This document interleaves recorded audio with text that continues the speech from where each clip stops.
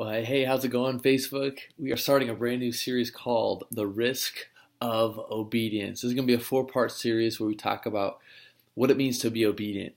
Jesus, when he talked to his disciples, he says, if you love me, you'll obey my commands.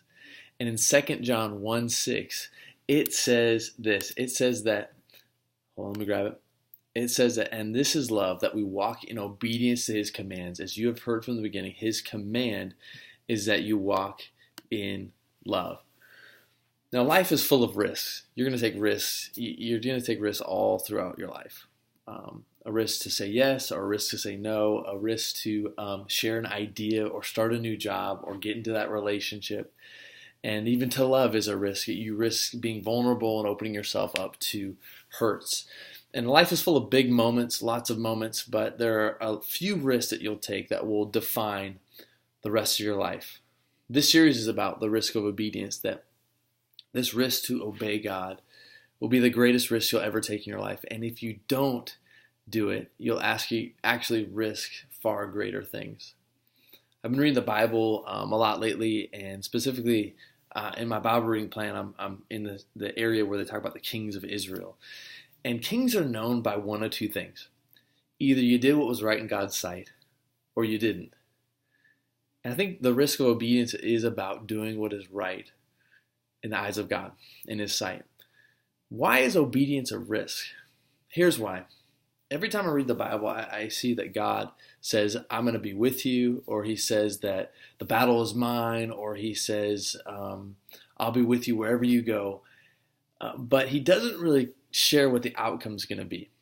Like, think about it. If you're Moses and you're going back to Israel, and God says, I'm going to let the people go, and then all these plagues happen, you're like, I didn't quite see it happening that way. Or maybe if you're Joshua, and you're following God, and you're going around, God says, hey, you're going to defeat this first battle of Jericho, you're going to defeat them, it's going to be awesome. Okay, how are we going to do it? Just walk around, just put the worship leaders out front. I don't know if I would see it happening that way. Or Nehemiah. Hey, you're going to rebuild these walls, and it's going to happen in 100 days. I just don't know if I'd see it happen that way. Here's why. The outcome is always on the other side of obedience. God wants us to be obedient first. So Rach and I, we just moved to Tri-Cities, and we're starting this church, Rivers Church. And we're in that season of like, okay, we're being obedient. How it's going to happen, we're still waiting to see. But we're being obedient. I think about Peter when he was in a storm, and the disciples all saw Jesus walking on the water, and Jesus says, hey, is it you, Lord? And Jesus said, yeah, it's me. And Peter says this like crazy thing. He says, okay, if it's you, tell me to come out to the water. Like, no, why don't you say, if it's you, come into the boat with us?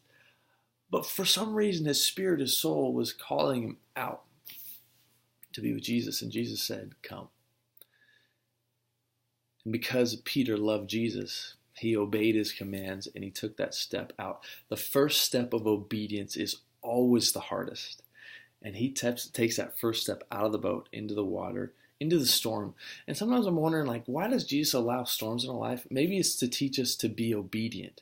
And it's actually in the storm that we fix our eyes on Jesus, and that's how we get through the storm. Some of you are in storms right now, and you just need to be obedient to Jesus and to follow him. You see, God has a calling for your life. He has a plan for your life, but it's always on the other side of obedience. And your choice today and your choice in life is this. If I love Jesus, that means I obey him. I'm going to need to obey him today and tomorrow and the next day. So I want you to join me. There's 4 decisions you need to make every day to be obedient. And so we're going to talk about those 4 over the next 4 days. I want to invite you to be a part of that. This is part 1 of our mini-series, The Risk of Obedience.